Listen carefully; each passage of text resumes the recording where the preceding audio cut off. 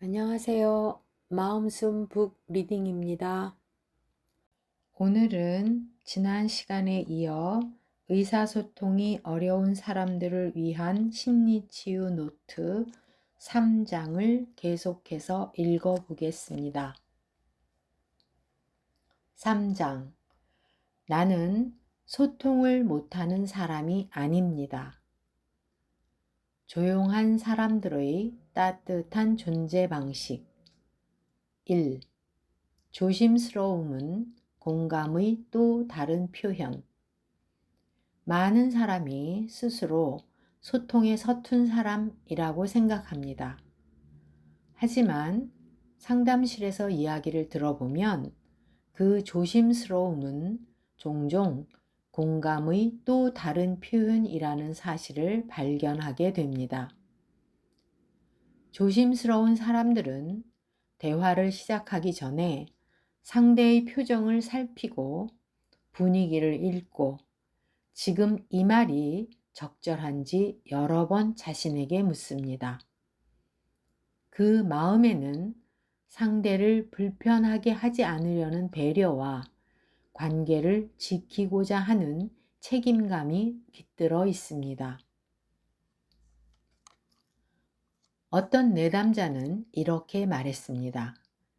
저는 말을 꺼내기 전에 이게 혹시 상대를 힘들게 하지 않을지 먼저 생각해요.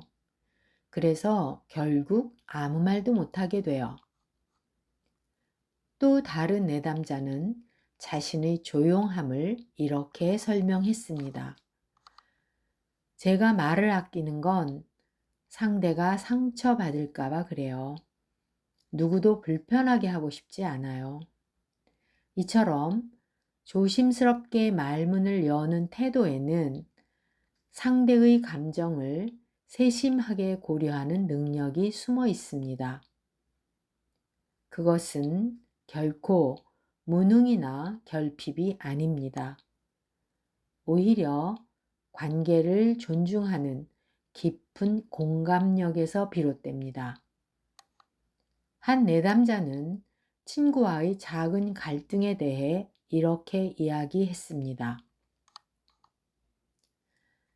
친구가 제게 서운하다고 했는데 저도 사실 억울하고 답답한 부분이 있었어요. 근데 그 말을 하면 더 상처 줄까봐 그냥 미안해 라고만 했어요. 집에 돌아와서는 왜 제 생각을 한마디도 못했는지 계속 후회됐어요. 이렇게 배려와 자기 표현 사이에서 늘 고민하게 됩니다. 상대가 편안하기를 바라면서도 정작 내 감정은 끝까지 전하지 못해 관계에서 멀어지는 것 같은 외로움과 답답함을 느낍니다. 상대가 상처받지 않았으면 좋겠다는 마음과 나도 이해받고 싶다는 마음이 부딪힐 때 조용한 사람들은 스스로 더 엄격히 검열합니다. 그러나 때로는 말을 꺼내지 못하는 자신이 부족해 보이기도 하고 그 자리에 있으면서도 혼자인 것 같아 서글퍼지기도 합니다. 물론 이 조심스러움이 지나치면 자신의 감정을 늘 뒤로 미루게 되고 결국 관계에서 고립감을 느끼게 되기도 합니다. 하지만 그 시작은 분명 어떻게 하면 이 관계가 안전할까를 고민하는 따뜻한 의도였습니다. 당신이 말을 신중하게 고르는 이유도 누군가를 소중히 생각하기 때문입니다. 그 점을 인정하고 존중하는 것이 소통의 자신감을 회복하는 첫걸음이 될 것입니다. 2. 소통을 잘하는 사람에 대한 오해. 우리는 종종 소통을 잘하는 사람을 대화를 잘 이어가고 분위기를 주도하며 재치 있는 반응을 보여주는 사람이라고 생각합니다. 이 기준에 비추어 보면 조용한 사람은 쉽게 소통을 못한다는 오해를 받습니다. 어떤 내담자는 이렇게 말했습니다. 회의에서는 할 말을 하는데 사적인 대화에서는 머릿속이 하얘집니다. 말을 이어가지 못하면 제가 부족한 사람 같아요. 또 다른 내담자는 이렇게 이야기했습니다. 저는 말을 꺼내기 전에 여러 번 생각합니다. 그러는 사이에 대화가 다른 쪽으로 넘어가면 나는 너무 느리구나 자책해요. 많은 사람이 소통이란 빠르고 유연하게 반응하는 것이라고 믿습니다. 그러나 소통의 방식에는 분명한 차이가 있습니다. 어떤 사람은 분위기를 자연스럽게 주도합니다. 대화의 흐름을 이끌고 화제를 바꾸고 적절한 농담으로 긴장을 풀어줍니다. 이들은 즉각적인 반응과 풍부한 표현으로 상대의 관심을 붙잡는 데 익숙합니다. 자신의 생각을 바로 언어로 풀어내고 상대에게 적극적으로 참여를 권유하며 대화의 중심을 만들어냅니다. 그래서 이런 사람들은 종종 소통을 잘하는 사람으로 평가받습니다. 활발하고 유연하며 친화력이 있어 보이기 때문입니다. 반면 조용한 사람들은 빠르게 반응하거나 분위기를 주도하기보다는 상대의 이야기를 차분히 듣고 이해하려 합니다. 말을 꺼내기 전 잠시 생각에 여백을 두고 자신의 감정과 생각을 신중히 점검합니다. 즉각적인 대화에는 다소 속도가 늦어 보일 수 있지만 그만큼 깊이 있는 공감과 진지한 관심을 품고 있습니다. 한 내담자는 이렇게 이야기했습니다. 팀 회의에서 저는 말을 꺼내려면 먼저 머릿속으로 문장을 정리해야 해요. 근데 그 짧은 몇 초가 너무 길게 느껴져서 그 사이에 누군가가 먼저 이야기하면 그냥 다시 입을 다물어 버립니다. 또 다른 내담자는 조용히 경청하는 자신이 종종 의견 없는 사람으로 오해받는다고 했습니다. 사람들은 제가 아무 생각이 없다고 생각해요. 근데 사실 저는 그 자리에 더 집중하고 있어요. 그냥 조금 더 오래 고민하고 말을 꺼낼 뿐이에요. 이들은 대화를 한 박자 느리게 바라보며 상대가 표현하는 작은 신호나 감정의 변화에 민감하게 반응합니다.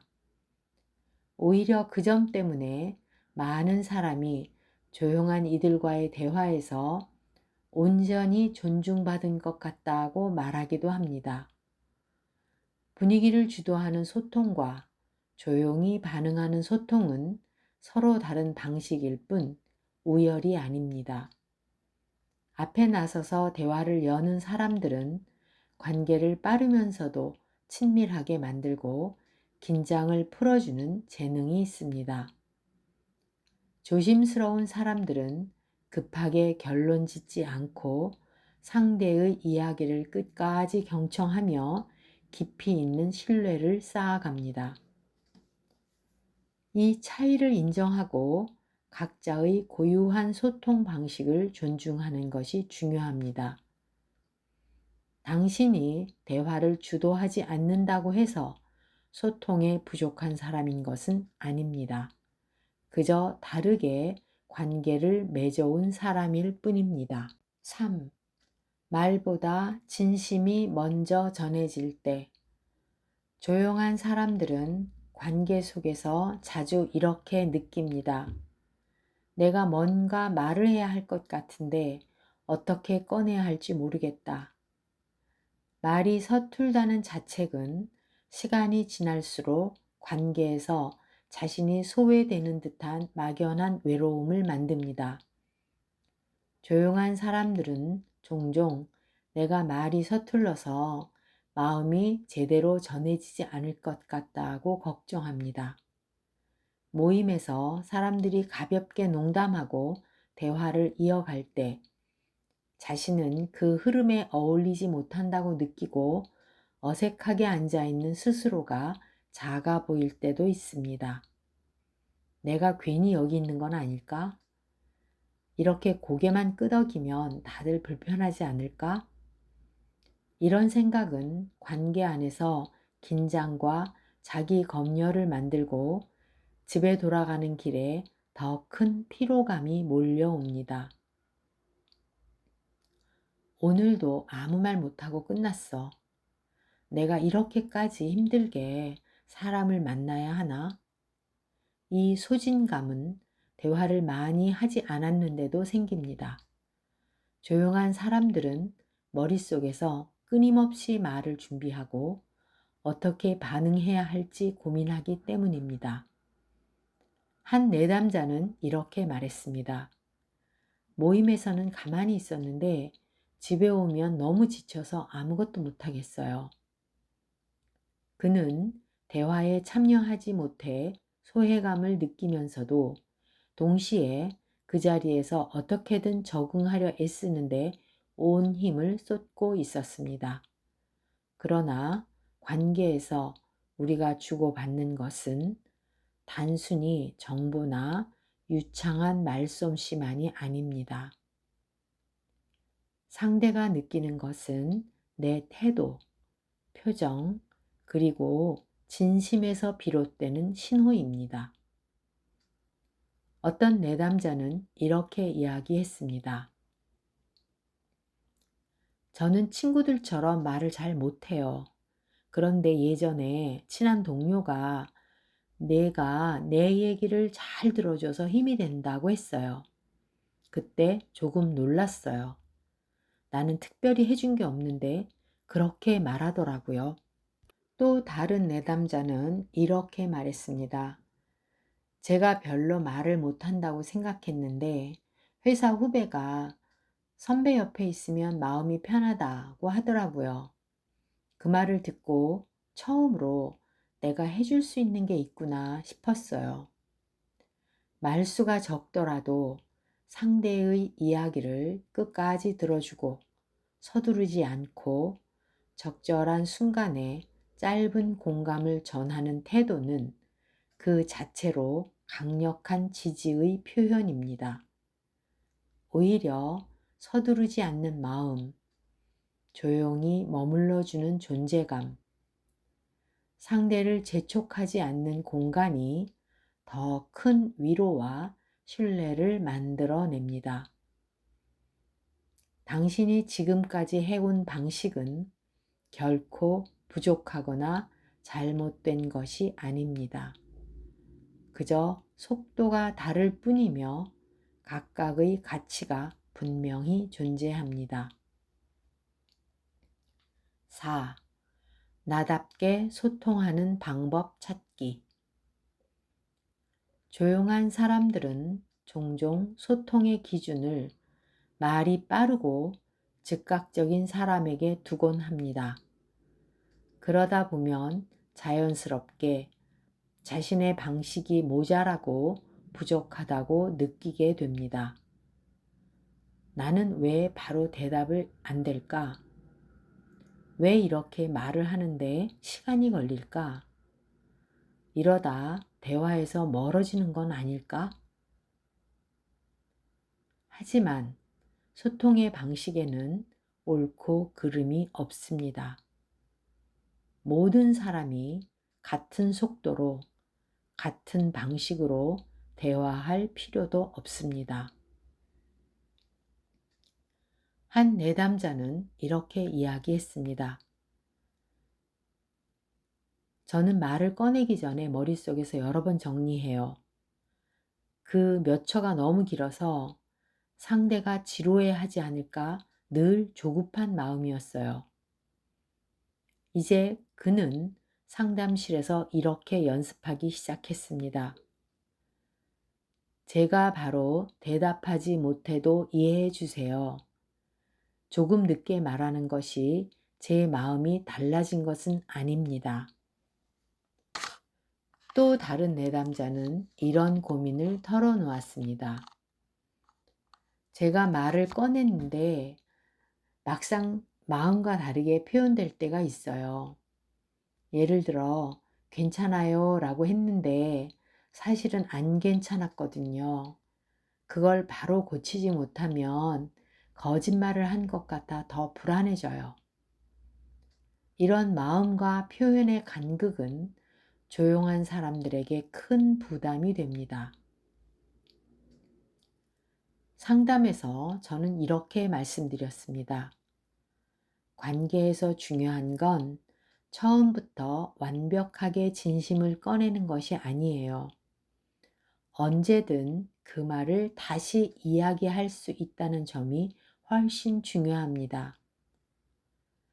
실제로 어떤 내담자는 처음에는 괜찮아요 라고 했다가 대화가 끝나갈 무렵 용기를 내어 이렇게 말했습니다. 사실 조금 서운했어요. 근데 바로 말하면 불편해 할까봐 미뤘어요. 그 순간 상대방은 오히려 그의 솔직함에 고마움을 표현했습니다. 그렇게 얘기해줘서 고마워. 미리 알았으면 더 조심했을 거야. 이 작은 정정은 서툴러도 괜찮다는 안도감을 만들어 주었습니다. 짧은 문장도 충분합니다. 간결한 표현에도 온 마음이 담길 수 있습니다. 나답게 소통한다는 것은 억지로 활발해지려고 애쓰거나 누군가를 흉내내는 것이 아닙니다. 오히려 조용한 태도를 인정하면서 내가 안전하다고 느끼는 방식으로 감정과 생각을 조금씩 드러내 보이는 연습입니다. 어쩌면 그것은 긴 대화보다 조금 서투른 한 문장일 수 있습니다. 아직 어떻게 말해야 할지 모르겠어요. 조금 어색하지만 이야기해보고 싶어요. 생각할 시간이 필요해요. 아까 한 말은 제 마음과 달라요. 다시 말하고 싶어요. 이런 자기 개방과 정정의 순간이야말로 소통의 중요한 시작점이 됩니다. 나답게 말할 수 있다는 감각은 관계에서 자신을 지키고 더 진솔해지는 힘이 됩니다. 5. 실습. 내 감정 한 문장으로 표현하기. 이 워크시트는 말을 꺼낸 뒤 마음이 불편하거나 후회가 밀려올 때 그 감정을 간단하게 정리해보는 연습입니다. 아래 질문에 차분히 답해보세요. 적어도 좋고 마음속으로 떠올려도 충분합니다. 1. 내가 최근에 용기 내서 한 말은 무엇인가요? 예. 사실 그 말이 서운했어. 2. 그 말을 하고 나서 어떤 기분이 가장 먼저 떠올랐나요? 예. 후회, 두려움, 홀가분함, 부끄러움. 3. 기분 뒤에 어떤 생각이 숨어 있었나요? 예. 혹시 상대가 날 싫어할까봐 무섭다. 4. 지금 이 순간 내 마음을 한 문장으로 표현한다면. 예. 나는 표현은 서툴지만 관계는 정말 소중하게 생각해. 내가 한 말이 부담이 아니었으면 좋겠다. 조금 부끄럽지만 솔직해지고 싶었다. 5.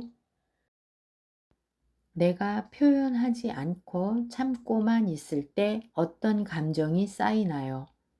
예, 답답함, 서운함, 무력감. 6. 그때 내 마음을 이해해 주는 사람이 한 명이라도 있었다면 어떤 말을 듣고 싶었나요? 예, 내가 그렇게 느낄만 했어. 말해줘서 고마워. 7. 그 말을 하고 난 뒤 자신에게 어떤 위로를 해주고 싶나요? 예, 괜찮아. 그 마음을 꺼낸 것만으로도 용기였어. 8. 앞으로 비슷한 상황이 온다면 어떤 문장으로 내 마음을 시작해 볼 수 있을까요? 예, 조금 시간이 걸리더라도 이야기해 볼게. 아직 마음이 정리가 덜 됐지만 솔직히 말하고 싶어. 오늘은 여기까지 함께 했습니다. 말로 다 설명하지 못했던 마음도 분명 존재하고 있음을 조용히 느껴보는 시간이 되었기를 바랍니다. 다음 시간에도 천천히 이어가 보겠습니다. 조용히 듣고 싶은 시간이 있으시다면 구독해 두시고 언제든 다시 찾아오셔도 좋겠습니다. 마음숨 북 리딩이었습니다.